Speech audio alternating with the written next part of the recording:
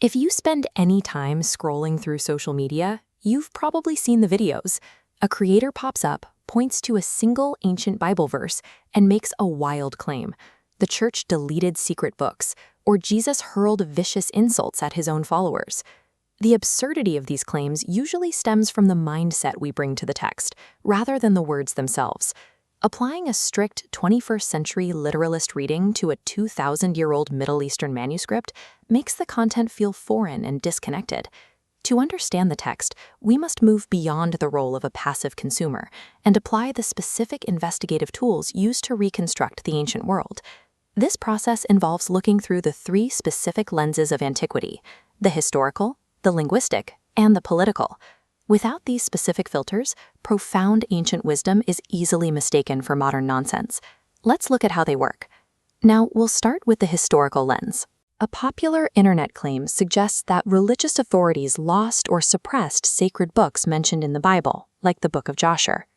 The historical reality is that these referenced books functioned as standard civic archives and public records.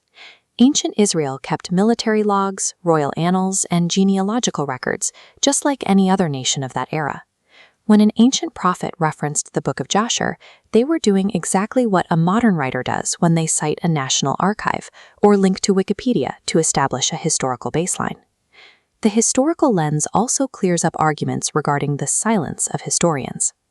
Many critics argue that King Herod's massacre of infants in Bethlehem never happened because the prominent Roman historian Josephus didn't write about it. Josephus was documenting empire-spanning wars for a Roman audience. Bethlehem at the time was a tiny rural village. Demographers estimate a massacre there would have involved 10 to 20 children. A tragedy, certainly, but one that carried zero military or political weight for the capital. A historian's silence on a local, rural tragedy doesn't prove it didn't happen. It simply proves the event didn't register on the macro-political radar of the Roman Empire. Next is the linguistic lens. We have to recognize how rapidly language and meaning mutate. Take the Arabic slang word ishta. 20 years ago, it literally meant milk cream. Today, in casual conversation, it means cool or agreed. If you translate it literally without knowing that context, you miss the actual conversation. Now apply that to 2,000-year-old Aramaic and Hebrew.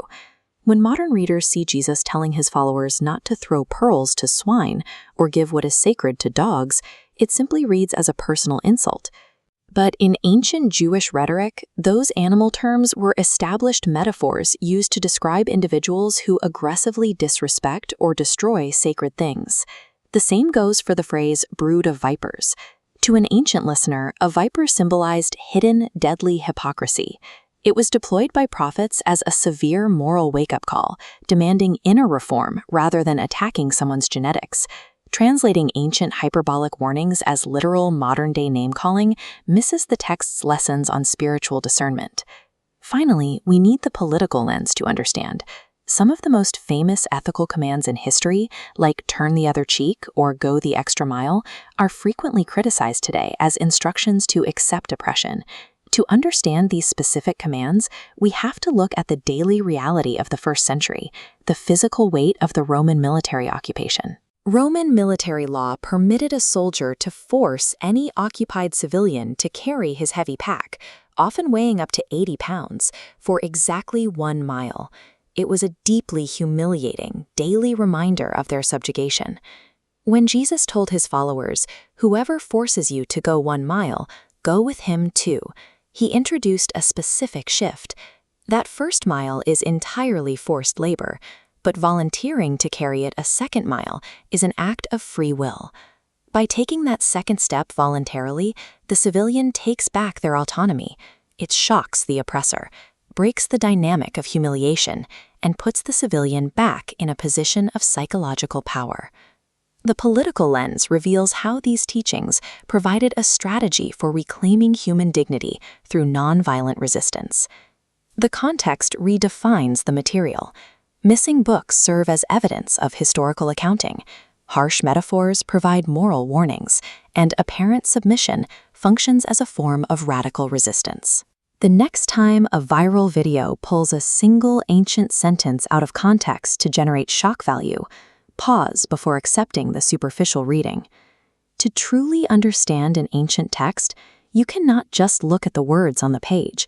You have to use your lenses to investigate the complex, living world behind them.